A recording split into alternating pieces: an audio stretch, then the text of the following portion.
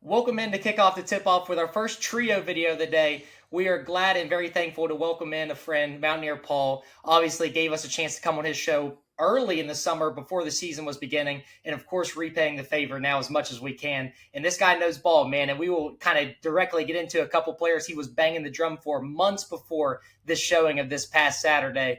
And listen, man, before we get into Ohio, make sure you guys hit the subscribe button for our giveaway at 500 subscribers. That's all I'm going to touch on it real quick because this video is all about Ohio versus West Virginia. Some would say a trap game. Some would say a tricky game. But let's just get right into it. Paul, let's start with the flowers. We were just talking about it. A couple of your boys that you were banging the drum for this past summer showed out in this game this past Saturday. Give your props, give your praises to your guys. Well, obviously with Sincere Bowers, he's a guy identified early in the process. I got to give a shout out to Bip's list, who rated him a 5-star transfer. That was probably my first thing that made me peek over at Sincere was like, okay, so there must be something else to the kid. You watch the tape, it's immediate. You can tell he moves different. He's fast. He obviously timed 4.3 on the gun during camp, which was leaked. And I think for what limited carries he got yesterday, I think he proved he deserves RB2 for now. And certainly has a lot of potential for the future to be a big time back in this offense. I feel good about the predictions I made with Sincere. I think he's only behind because he got nicked up during camp. So we're hoping that he continues to progress. Obviously, he's got a long way to go. I'm not trying to overreact like we were talking about earlier, but I feel really good about it, man. And then, Ben Bogle led the team in Pro Football Focus score, but he only played a few snaps, so I want to be fair. I think he played less than 10. So, but I do think he's got a bright future. I think Reed Carrico earned the job and proved it Saturday. So I definitely don't want to pretend like Ben Bogle should take his job. I think Ben Bogle should get more snaps for sure, right? So, and then a couple other guys that didn't get to show as much. Man, Singleton, I thought would get a little more play on Saturday, but I understand why that didn't happen. And a few other guys that I talked about, I really liked as well. Didn't quite get to show everything they could. It was a very vanilla game, right? So, but there's a few other guys that I have a lot of faith in going forward that I think that people haven't seen yet. Oh, Darren Lewis. I mean, obviously he had a couple of big plays early on. So, he was another one that Bip's list rated a 5-star transfer, which was like, that's way out in left field compared to where he was actually rated. And then, you can go back and look at my account on X. The very first post I made about Darren Lewis, I predicted him to be a starter coming in from Akron. So, I feel really good about that one too. We were talking about it pays off to watch the tape and form kind of your own statement on these players. I think that's kind of one of the bigger takeaways from this past Saturday was a chance for Mountaineer Nation as a whole to kind of get familiar with this roster. There's so much turnover, so many new faces at every position, and it's going to probably leak into probably week 3 versus Pitt, potentially Big 12 play week 4 till we really get a firm understanding of everybody on the roster as far as just kind of a natural fan just keeping up with the team. We obviously talked about, we could tell you RB4 and 5 and everything like that, but Noah, let's dive into the game here this upcoming Saturday. Let's set the scene, right? This is Athens, Ohio. This is mid-major home game. A lot of juice for Ohio, but you and I kind of have an idea. This might feel slightly like a home game for Mountaineer Nation heading over there. Yeah, I mean, just from what we hear from fans, fans that we speak to, friends, colleagues, those type of things. Mountaineer Nation's going to travel. It's very few times you get, especially in the Big 12 days, where we're traveling, to Texas to play games. We're traveling out west to play games. Whenever Mountaineer Nation hears, oh, you can drive 2 hours, 2 hours and a half across the Ohio River to watch this game, that's what we want, right? So I feel as if West Virginia is going to take over the stands there in Athens. But also there's going to be some support there for Ohio because there is no bigger game. They very rarely, I couldn't even tell you, didn't look back on this, but how many times have they ever hosted a Power 4 team, right? So this is pretty much their Super Bowl gauge. We're coming into town. They want to take care of business. As we've kind of hit on, FanDuel only has this line at -2.5 right now, pretty much a pick'em game. So it's huge. They think they have a chance, right? And I'm not saying they don't have a chance, but they believe they have a good chance to take down a Power 4 opponent. And this would be huge if you're looking to get into, the college football playoffs here as the Group of 5 team. They just lost to Rutgers. We'll see how Rutgers is further throughout the season. We kind of drew our own opinions on both teams during watching this game on Thursday night. But like I said, it can be a West Virginia home game, and the fact that there will be more, I honestly believe there will be more Mountaineer fans there than there will be Ohio fans. So what draws me to this game is you can say, well, this is kind of a look ahead spot for West Virginia. You use that term for college basketball a lot, right? You say, oh, well, you kind of play a team lower in competition on a Tuesday and you've got your rival on Thursday. Well, this is kind of the case for college football. Playing Ohio this week, and then obviously the game that everybody knows about versus Pitt. I think the thing to remember here is Ohio is kind of in a similar spot. They play us this week and then Ohio State next week. So I think that those kind of cancel out and don't really affect each other as much as what media and kind of announcers may make it seem. So I wanted to definitely throw that out there. So let's get into kind of the Ohio preview. Paul, you're obviously you banging the drum once again for Parker Navarro. This guy could play in Big 12. He could play some big time football. What we watched versus that game they played versus Rutgers, this guy has some juice, not only with his arm, but on his legs, in his legs. No doubt about it. He's a guy, in my opinion, that would start at the majority of Big 12 programs and probably overtake some guys as this quarterback one, in my opinion. Think of him as Garrett Green quick. He's got long speed. He's rushed for over 1,000 yards last year. That's elite. And then I would say he's probably got his arm's a tougher comp, but let's just say this: he is a very good passer. Definitely not your, the when you think of dual threat quarterbacks of the past, how they're a running back who can throw it around a little bit. This is not that. This is a quarterback that can absolutely rush the heck off the football. So he's dangerous. He stayed at Ohio because they have a veteran offense, a veteran offensive line. Their offensive coordinator came in and became the head coach in Brian Smith. And he is somebody that they trust. They've won 10 games or more 3 years in a row, and he's been a big part of that. They're going to be salty on offense. Our defense will be tested early and often. It'll be a great test to see where we're at ahead of Pitt. Yeah, I think this will be – Zach Alley kind of said and kind of the defensive overview was they kind of kept it vanilla, right? They didn't show a ton of things and had a ton of success. Right. No, it was Robert Morris, things like that. But it'll be interesting to see as we're watching that game kind of the changes from last week on that defensive side of the ball. All right, so Noah, as we kind of dive into Ohio and kind of the offense in general, we obviously know what Parker Navarro is going to do with his legs, but you kind of have an interesting comparison and maybe a way that Zach Alley can neutralize him? Yeah, Gage. So my comparison, I know Mountaineer fans, Mountaineer Nation, I know a lot are also Steeler fans. And you see this guy 2 times a year if you are a Steeler fan. And I kind of have a little bit of a comparison to Lamar Jackson. And I'm not sitting here telling you that Parker Navarro is Lamar Jackson. We all know that is not true. But just their play style was very similar, Gage, when you get down into it.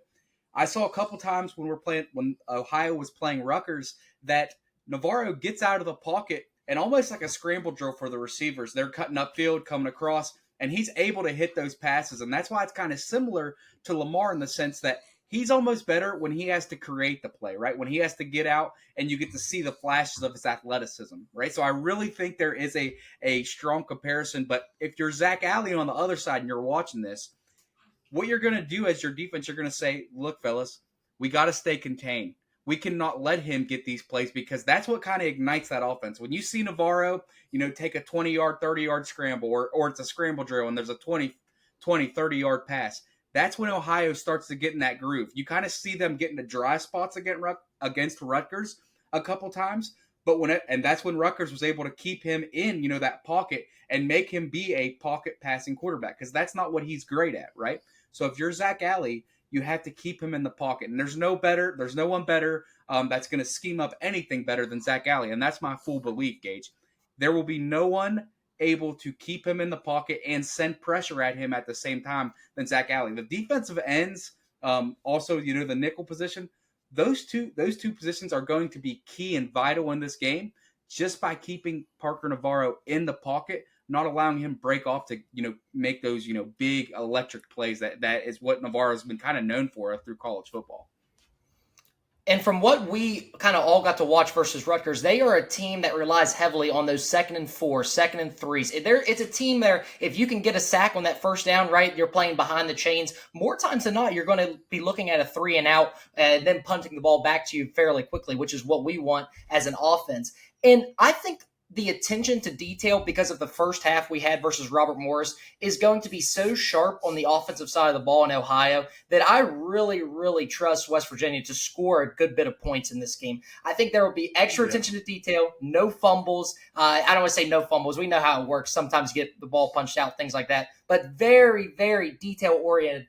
And another factor in this game, Noah, there's a little bit of a revenge factor in this game. If you guys remember, Ohio played Jacksonville State in the bowl game this past year. Obviously, Rich Rod not coaching, all that. But Cam Vaughn played 9 receptions, 183 yards, and a touchdown. The guy has been a stud since the Jacksonville State days. I mean, we all know. Everybody just buckle up and enjoy the show. Fred Perry played on the defensive side of the ball.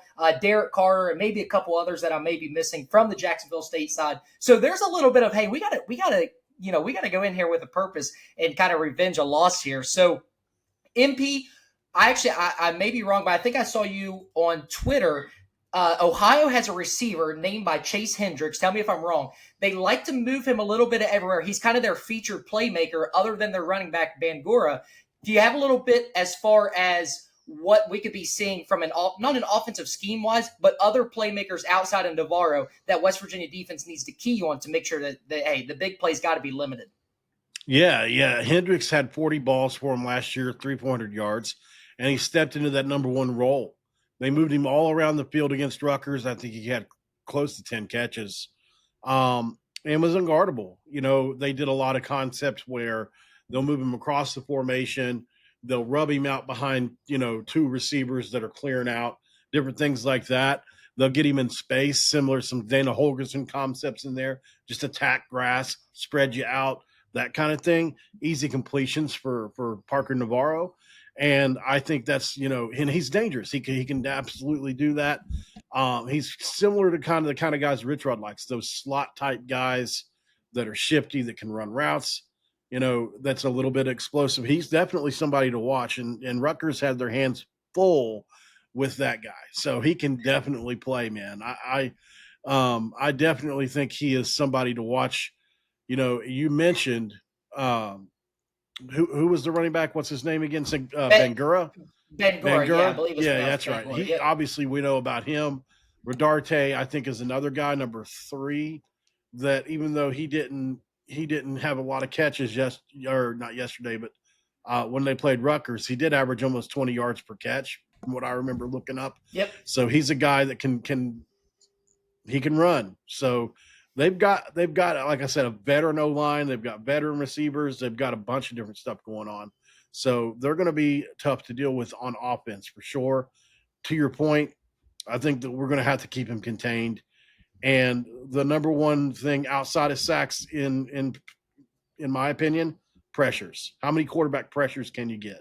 How often can you affect the quarterback and how he throws the ball? And I think that's going to be important to monitor versus West Virginia. And another thing to monitor, which we'll find out today, hopefully anything on Jamoy Robinson, because obviously he only adds to that. And after what I've seen against Robert Morris, I think with him and Siders bookending a pass rush would be an amazing thing to see. I know everybody. We're all kind of waiting to hear about Jamori. It's such an unfortunate situation. Just not feeling confident. It's just a ton of things that are going on, and it's been a mess. But yeah, I like what you said, Paul. This is not a team where you're necessarily, in terms of Power 4 versus mid-major, where you're going to say, hey, we're going to line up and beat you from a physicality standpoint. Like you said, Ohio, very good at the offensive line. I thought what stood out to me the most, even though they gave up 34 points to Rutgers, I thought their defense just played very physical. I thought run game, they were pretty solid. Their secondary seemed like it struggled a little bit. Rutgers quarterback, whose last name I'm not even going to attempt, 252 yards and 2 touchdowns for a guy who's not necessarily known for throwing the rock, right? Last year, they obviously had Kyle Monungai, who was kind of carrying the load and kind of the offense for them. But Noah, you said it best. when you're playing defense versus this team, you have to play gap to gap football, specifically at that linebacker position. And I think that's where we have an advantage, not only from what we saw last week, but just the defense in general. I think our linebacking core is a strength of this defense. Yeah, Gage. Whenever you're getting a hit with a lot of RPOs, and especially that tight end popping out in the flats into open territory, kind of like Paul said, in the sense that attacking grass wherever people leave, they tend to put a guy there to catch a pass, get a few yards. You have to be very, very instrumental in playing gap sound football, right? Everybody has, and this is something that I hit on all the time. Everybody has a job to do, right? And each person, if they get their job done, that's when the defense is very successful. Same as offense. It's you versus what you're supposed to do. And if you win that job every time, especially when you're playing a team like this, that is kind of like 3 yards, 3 yards, 3 yards on a cloud of dust, you have to make sure you hit, you fill the gap you're supposed to, and you do your job. And I think Zach Alley, like I said, schematically, he's going to be able to draw something up to really, really, kind of confuse Ohio in what they're attempting to do. And we'll kind of wrap this whole thing up with this, Noah and Paul. From an offensive standpoint, right, kind of the offensive preview to win and put up points to beat this team, we didn't even talk about Nico in this video. Obviously, what we saw this past Saturday was it was past what I was expecting. I'll put it that way. He blew my expectations. I just wonder how this week is approached. You said the biggest losers from those fumbles were Jalen Henderson. I kind of thought that we would see a little bit more run from him, but with how Nico played and you're rolling into this game where you're only 3.5-point favorites, you kind of have to say, okay, hey, not that the line matters in any aspect. Rich Rod is going to do whatever the hell Rich Rod wants to do.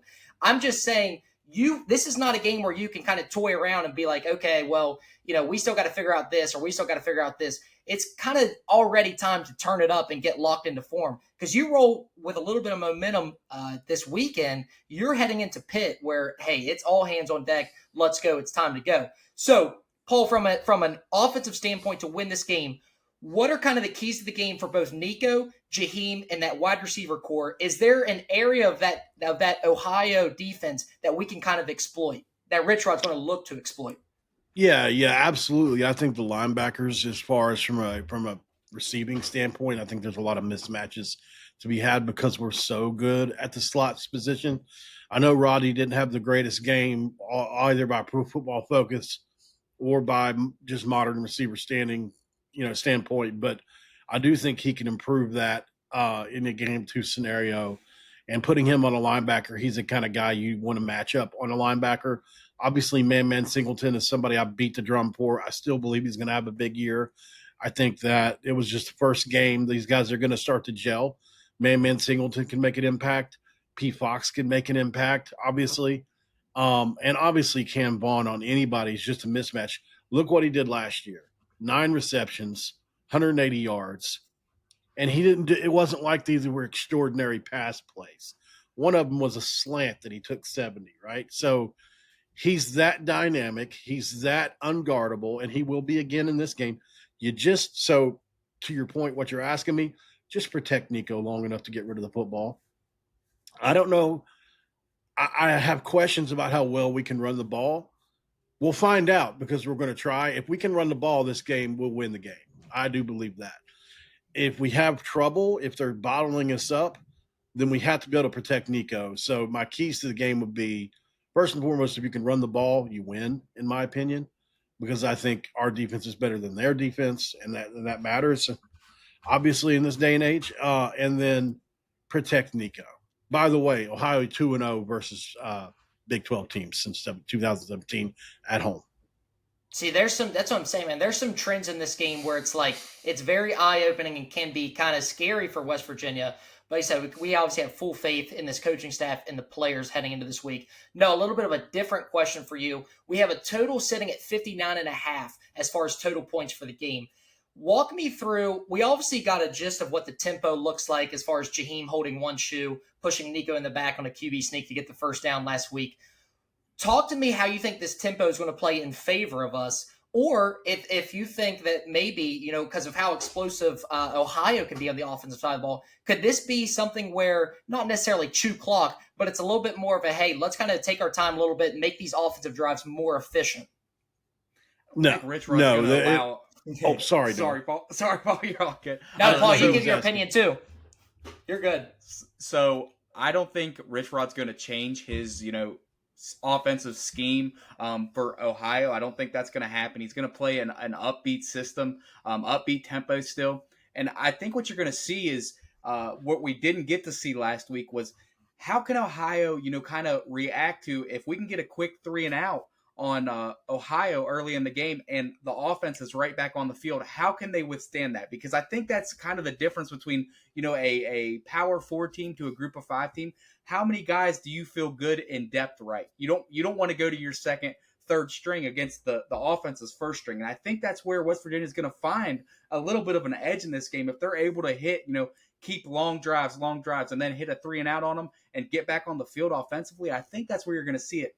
I don't know about a 59.5 total, honestly, Gage. I don't see that happening. And not because our offense is going to be explosive, but I'm not, after what I watched with, 3 points let up defensively on a Zach Alley defense, I don't see Ohio having the numbers they did against Rutgers, especially whenever now we have tape on them. Rutgers kind of gets hit with a rough system whenever they have to come in, and they're just kind of, They watched last year's tape, but now they're just feeling around. They kind of have to feel out and make in-game adjustments where Zach Alley's going to have the opportunity to kind of game plan a full week because that was a close game. Ohio had the thought that they could win it, and they could have very well won that game against Rutgers. But with that being said, they had to show a lot of things that they probably didn't want on tape early because there was a possibility that they win that game. Yeah, Paul, any thoughts on the offensive tempo and kind of just the expectation for that game as far as Rich Rod calling plays, things like that? Sorry about that. I didn't realize you. No, you're good, buddy. You're good. Yeah, I'm in the same mind. Rich Rod won't change it. He won't unless we get a lead. He said publicly, if we get a lead, we'll slow it down a little.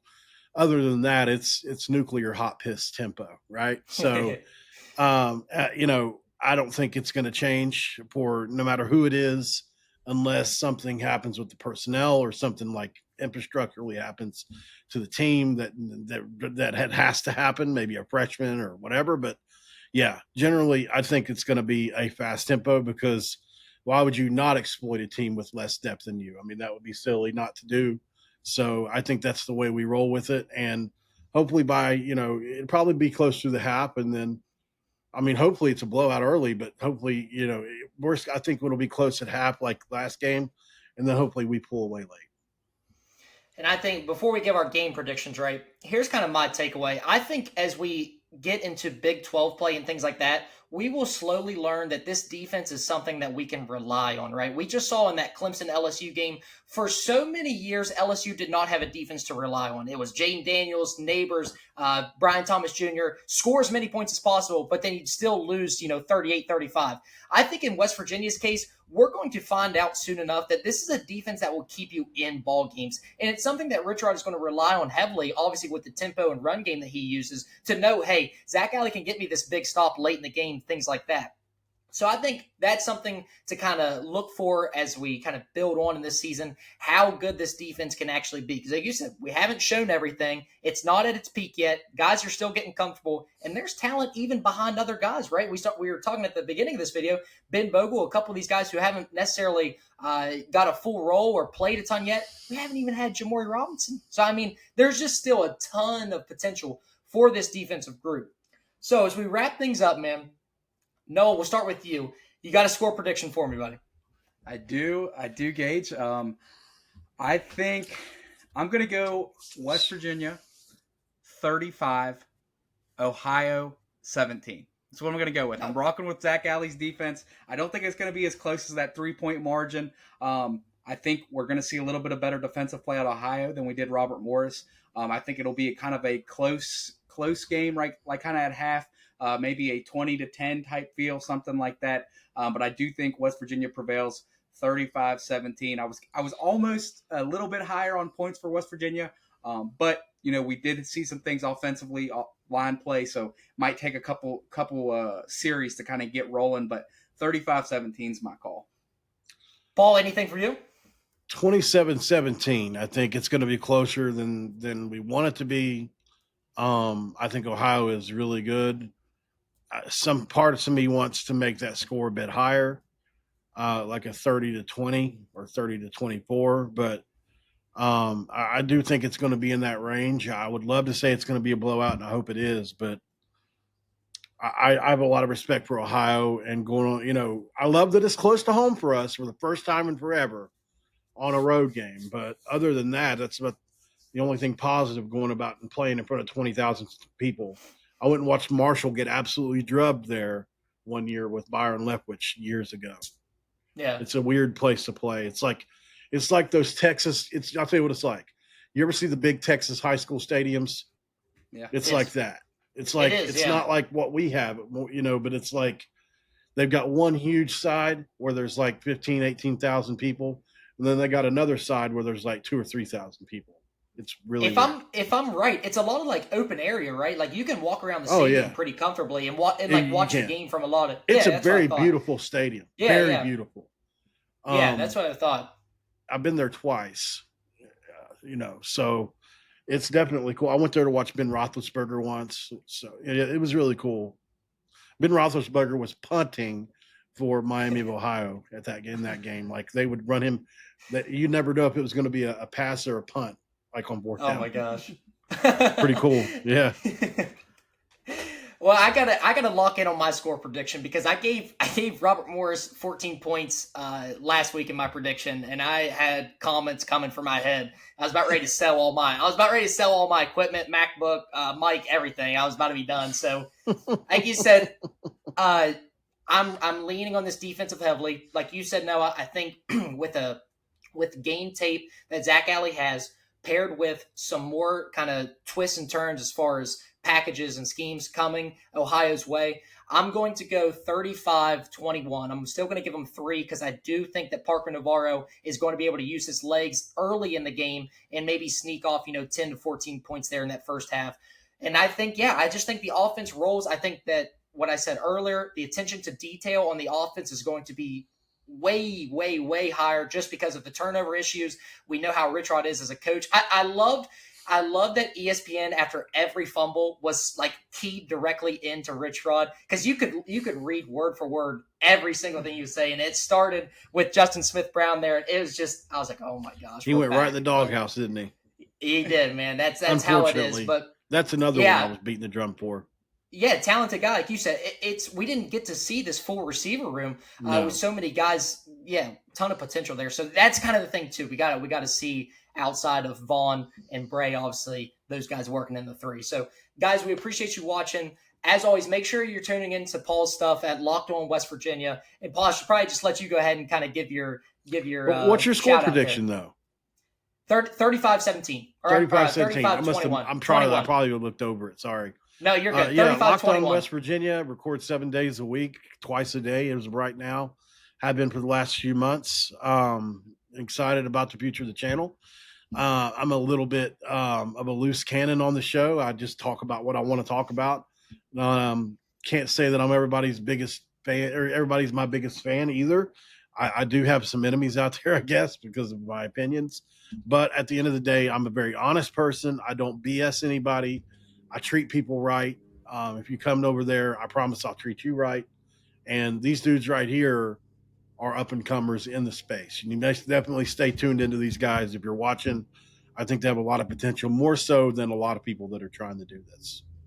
We appreciate it, Paul, brother. And like I said, we appreciate, as we were kind of just starting this, you reached out to us, so we are super grateful for it. And whatever we can do to kind of repay the favor, we're just thankful, come on and talk some ball, share some thoughts. So, of course, guys, make sure you're tuning into Paul's stuff. He does great work. Anytime recruits, as far as basketball, football, man, I always mention you, Paul, because you're right on it, man. As soon as somebody's signed or committed, you're watching the tape, forming an opinion, and really giving the fans kind of a first look and glance at stuff. So you do great work, my man. Locked On, Thanks, obviously man. Lucky to have you. So, guys, we appreciate you watching. Make sure to drop your score prediction down below. Whoever's closest, I don't know, no, maybe we'll start doing something. Whoever's closest with score predictions, we're kind of, I don't know, maybe a $5 bill or something like that. But we appreciate you guys watching, man. We'll see you in the next one. Make sure you're tuning in to Locked On West Virginia over there with Mountaineer Paul.